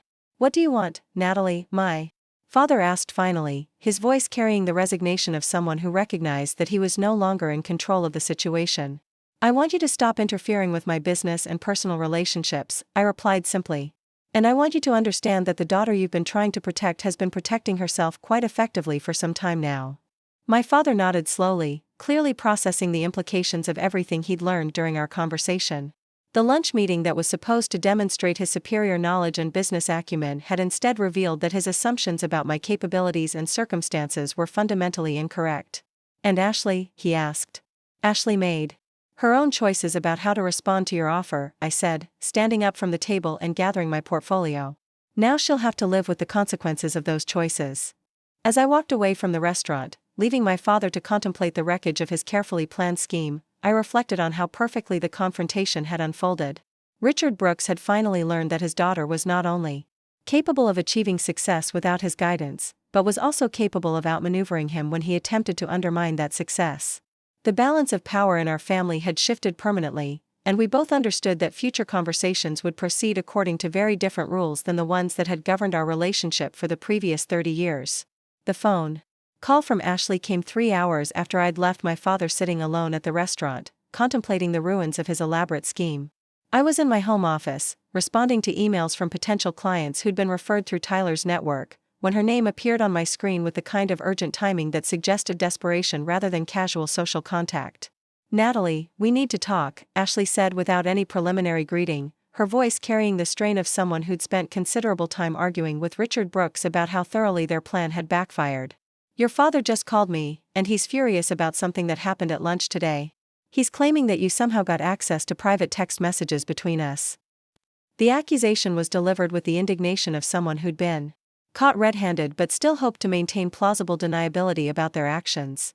Ashley's tone suggested that she was genuinely shocked to discover that her intelligence-gathering mission had been exposed, which meant that Richard hadn't prepared her for the possibility that I might be conducting my own surveillance of their activities. Ashley, I think we both know exactly what my father is furious about, I replied, settling back in my ergonomic desk chair and gazing out at the Portland skyline through the floor-to-ceiling windows that dominated my home office. The question is whether you want to continue pretending that your recent interest in reconnecting was motivated by genuine romantic feelings rather than financial compensation. The silence that followed this statement lasted long enough for me to check my email and respond to a message from Linda Hayes about finalizing the documentation for our Summit Investment Group partnership. Ashley was clearly processing the implications of my direct challenge to the narrative she'd been maintaining about her motivations for reaching out to me. I don't know what your father told you, Ashley said finally, but whatever arrangement he thinks we had, it wasn't what you're obviously assuming it was. This response was crafted to create ambiguity about the exact nature of her relationship with Richard while still leaving room for her to claim that any financial arrangements had been misunderstood or misrepresented. Ashley had always been skilled at navigating conversations where the truth was inconvenient, and she was clearly trying to find a version of events that would allow her to maintain some dignity while minimizing her culpability. Ashley, I have screenshots of your text message conversation with my father, I said, deciding that the time for diplomatic language had passed. I know exactly what arrangement you had, how much he paid you, and what information you were supposed to gather about my personal and business life. The only question now is whether you want to continue lying about it or have an honest conversation about what happens next." The directness of this confrontation clearly caught Ashley off guard. She was accustomed to dealing with people who preferred to avoid uncomfortable truths rather than address them head-on, and my willingness to discuss the details of her deception explicitly was obviously disorienting for her.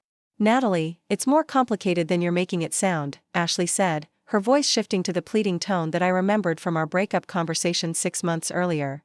"Yes, your father approached me about reconnecting with you, and yes, he offered to help with my financial situation after the Seattle job fell through. But my feelings about seeing you again were genuine." This explanation was designed to acknowledge enough truth to seem credible while reframing her betrayal as a complicated situation rather than a straightforward deception. Ashley was trying to establish that while she had indeed accepted payment from my father, her emotional responses during our recent interactions had been authentic rather than performed. "I see," I replied, though Ashley's attempt to separate her financial motivations from her emotional responses wasn't particularly convincing. "So you accepted $10,000 from my father to gather intelligence about my business activities, but your romantic interest in reconciling was completely unrelated to your discovery that I'm now worth several $1,000,000. The precision of this summary clearly made Ashley uncomfortable, because it highlighted the logical impossibility of her position. She was asking me to believe that her sudden desire to rebuild our relationship had nothing to do with her simultaneous discovery that I could provide the financial security she'd been seeking when she left me for a promotion that ultimately didn't materialize. "It wasn't $10,000, Ashley said, apparently deciding that correcting the financial details was more important than addressing the broader ethical issues raised by her participation in my father's scheme. "And I never provided him with any information that could have hurt you or your business." This defensive response revealed several important things about Ashley's understanding of her own actions.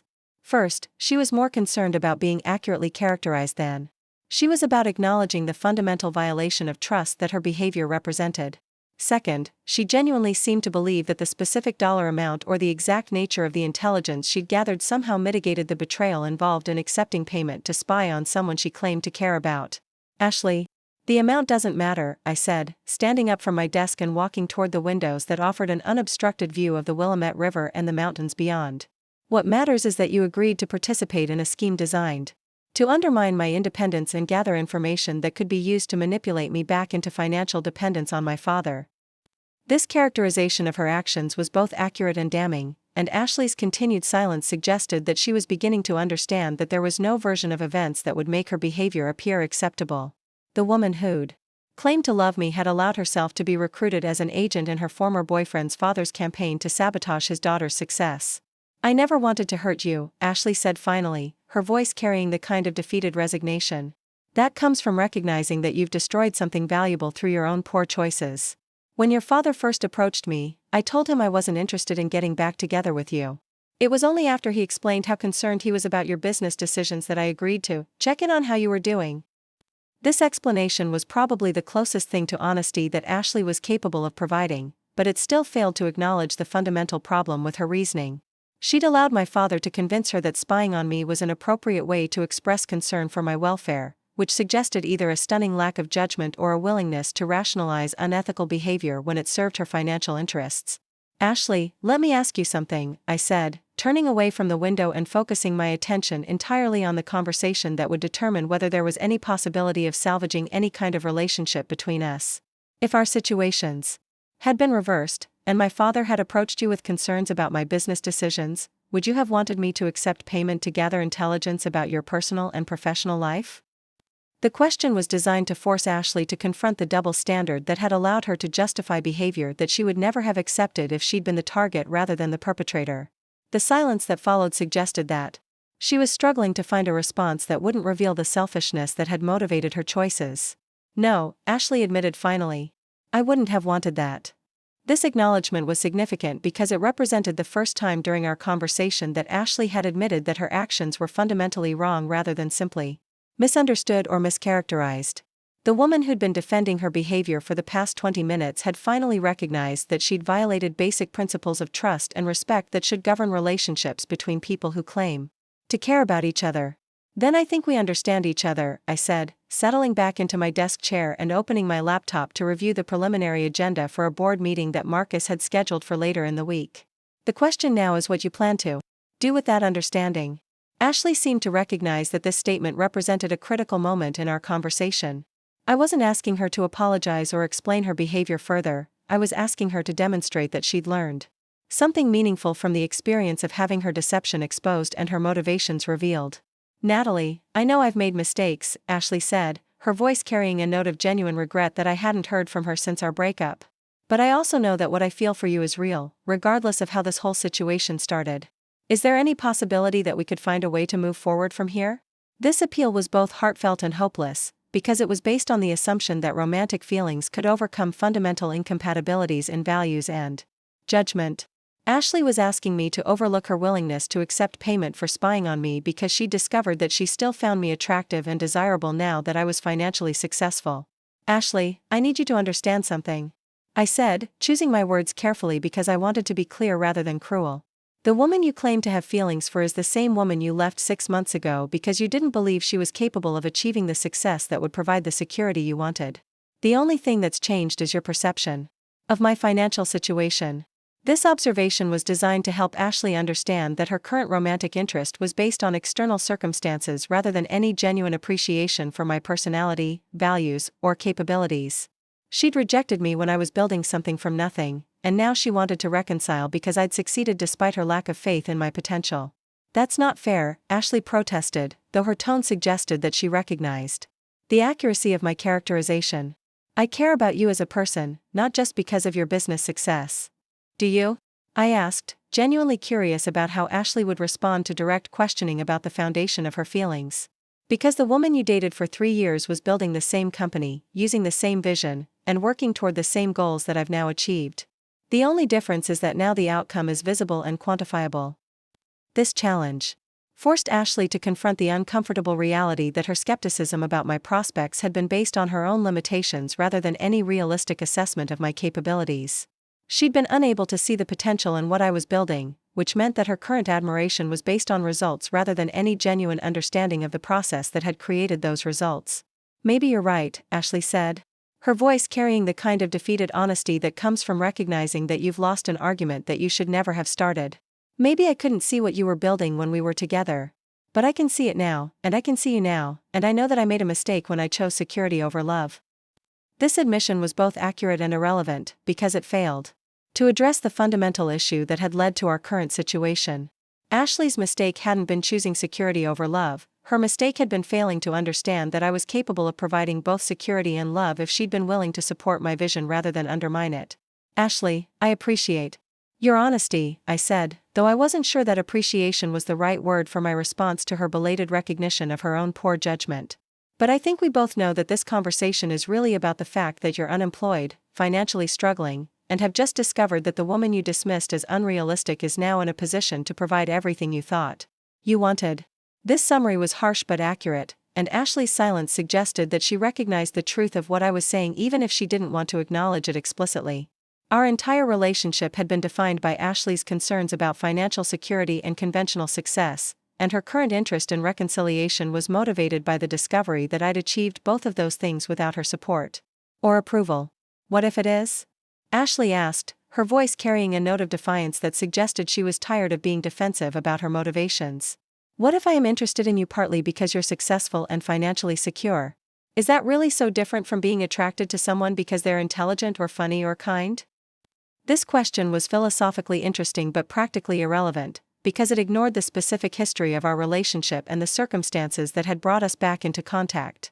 Ashley wasn't simply attracted to a successful stranger, she was trying to reconcile with someone she'd rejected because she couldn't see their potential for success. Ashley, if you'd met me for the first time at the gathering this weekend, and you'd been attracted to my success and lifestyle, that would be one thing, I replied, standing up again and walking toward the built-in bookshelves that lined one wall of my office. But that's not what happened. What happened is that you left me because you didn't believe I could achieve the success that you're now hoping to benefit from. The distinction was crucial, because it highlighted the difference between choosing a partner based on their achievements and trying to reconcile with someone whose achievements you'd previously dismissed. Ashley was asking me to reward her for having poor judgment about my potential by allowing her to benefit from the success she'd been unable to envision. So what you're saying is that there's no possibility of us finding a way to move forward together? Ashley asked, her voice carrying the resignation of someone who was beginning to understand that some mistakes create consequences that can't be reversed through apologies or explanations. What I'm saying is that I'm not interested in a relationship with someone who needs me to be financially successful in order to find me worthy of love and respect, I replied, turning to face her directly even though we were having this conversation over the phone. I spent 3 years trying to prove to you that my dreams were realistic and my vision was achievable. I'm not interested in spending any more time trying to prove my worth to someone who couldn't see it when it mattered. This statement represented the core of my feelings about Ashley's current appeal for reconciliation. She was asking me to forget that she'd been incapable of supporting my ambitions when I most needed encouragement and partnership. The woman who claimed to love me now had been absent during the period when love would have made a meaningful difference in my life. I understand, Ashley said, though her tone suggested that understanding and accepting were two different things. I just want you to know that I'm proud of what you've accomplished, and I'm sorry that I wasn't able to see your potential when we were together. This apology was probably sincere, but it was also insufficient to address the broader issues that had made our relationship fundamentally incompatible. Ashley's inability to see my potential hadn't been a simple oversight, it had been a reflection of values and priorities that were antithetical to the kind of life I wanted to build. Thank you for saying that, I replied, though I wasn't sure how much comfort I derived from her belated recognition of my capabilities. I hope you're able to find the security and stability you're looking for, preferably through your own efforts, rather than through relationships with other people.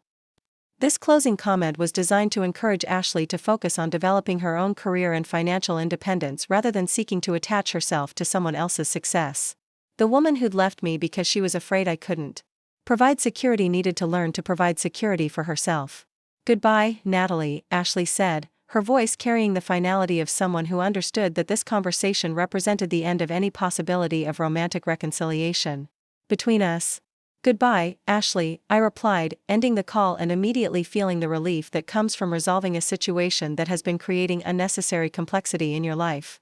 The conversation with Ashley had provided closure that I hadn't realized I needed, but it had also highlighted the broader changes that had occurred in my life over the past 2 years.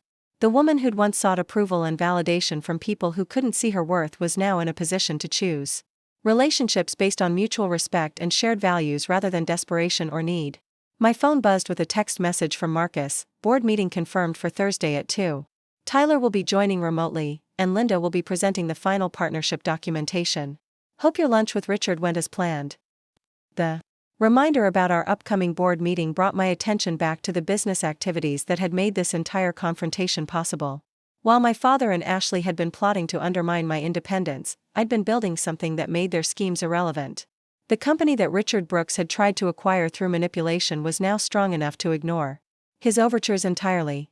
I spent the rest of the afternoon reviewing quarterly projections and responding to inquiries from potential clients who'd been referred through our expanding professional network. The work was engaging and challenging in ways that reminded me why I'd been willing to sacrifice conventional security in order to build something meaningful and innovative.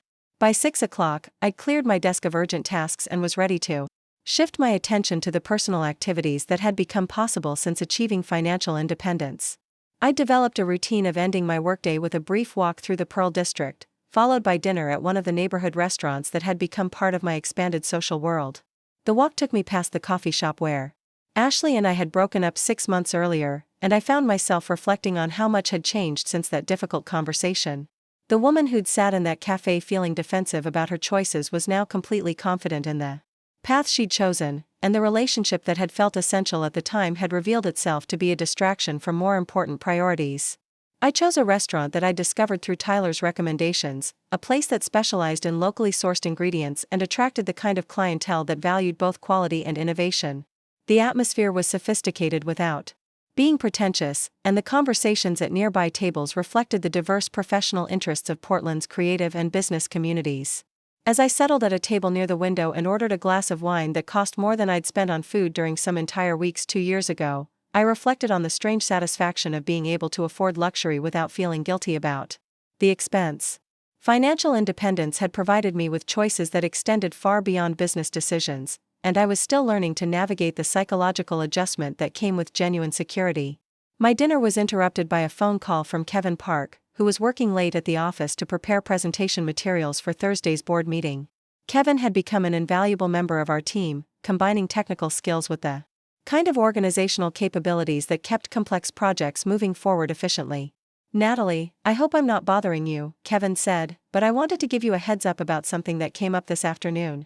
We received an inquiry from a reporter who's working on an article about family dynamics in Portland's business community. This information was potentially significant because media attention could affect both my company's reputation and my family's privacy.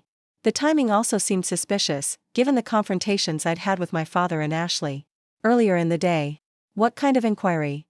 I asked, signaling the server for another glass of wine while I processed the implications of this development. The reporter mentioned that he'd heard about innovative technology companies founded by second-generation entrepreneurs, and he wanted to interview you about the challenges and advantages of building a business while managing family expectations, Kevin explained. He specifically asked about your father's investment firm and whether there had been any collaboration between your companies. This line of questioning suggested that someone had provided the reporter with information about my family situation and business activities. I just want you to know that I'm proud of what you've accomplished, and I'm sorry that I wasn't able to see your potential when we were together. This apology was probably sincere, but it was also insufficient to address the broader issues that had made our relationship fundamentally incompatible. Ashley's inability to see my potential hadn't been a simple oversight. It had been a reflection of values and priorities that were antithetical to the kind of life I wanted to build. Thank you for saying that, I replied, though I wasn't sure how much comfort I derived from her belated recognition of my capabilities. I hope you're able to find the security and stability you're looking for, preferably through your own efforts, rather than through relationships with other people. This closing comment was designed to encourage Ashley to focus on developing her own career and financial independence rather than seeking to attach herself to someone else's success. The woman who'd left me because she was afraid I couldn't provide security needed to learn to provide security for herself. Goodbye, Natalie, Ashley said, her voice carrying the finality of someone who understood that this conversation represented the end of any possibility of romantic reconciliation between us. Goodbye, Ashley, I replied, ending the call and immediately feeling the relief that comes from resolving a situation that has been creating unnecessary complexity in your life. The conversation with Ashley had provided closure that I hadn't realized I needed, but it had also highlighted the broader changes that had occurred in my life over the past 2 years. The woman who'd once sought approval and validation from people who couldn't see her worth was now in a position to choose relationships based on mutual respect and shared values rather than desperation or need. My phone buzzed with a text message from Marcus, board meeting confirmed for Thursday at 2. Tyler will be joining remotely, and Linda will be presenting the final partnership documentation. Hope your lunch with Richard went as planned. The reminder about our upcoming board meeting brought my attention back to the business activities that had made this entire confrontation possible. While my father and Ashley had been plotting to undermine my independence, I'd been building something that made their schemes irrelevant. The company that Richard Brooks had tried to acquire through manipulation was now strong enough to ignore his overtures entirely.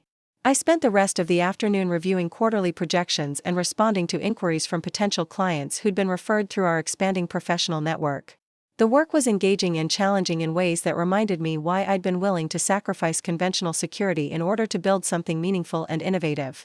By 6 o'clock, I'd cleared my desk of urgent tasks and was ready to shift my attention to the personal activities that had become possible since achieving financial independence. I developed a routine of ending my workday with a brief walk through the Pearl District, followed by dinner at one of the neighborhood restaurants that had become part of my expanded social world. The walk took me past the coffee shop where Ashley and I had broken up 6 months earlier, and I found myself reflecting on how much had changed since that difficult conversation. The woman who'd sat in that cafe feeling defensive about her choices was now completely confident in the path she'd chosen, and the relationship that had felt essential at the time had revealed itself to be a distraction from more important priorities.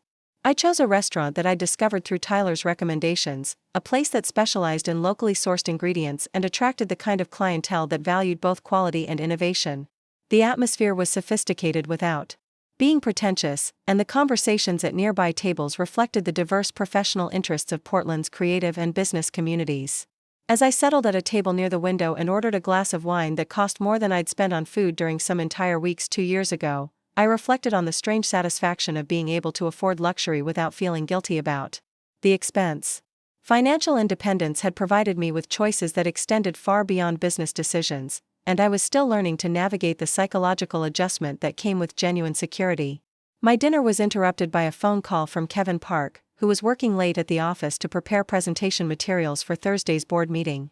Kevin had become an invaluable member of our team, combining technical skills with the kind of organizational capabilities that kept complex projects moving forward efficiently.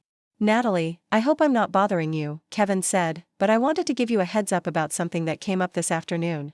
We received an inquiry from a reporter who's working on an article about family dynamics in Portland's business community.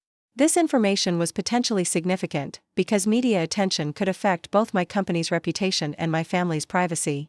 The timing also seemed suspicious, given the confrontations I'd had with my father and Ashley earlier in the day." "What kind of inquiry?"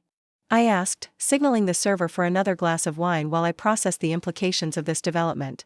The reporter mentioned that he'd heard about innovative technology companies founded by second-generation entrepreneurs, and he wanted to interview you about the challenges and advantages of building a business while managing family expectations, Kevin explained. He specifically asked about your father's investment firm and whether there had been any collaboration between your companies. This line of questioning suggested that someone had provided the reporter with information about my family situation and business activities. "It's liberating to stop caring whether people believe in your potential and start focusing on fulfilling that potential regardless of their opinions."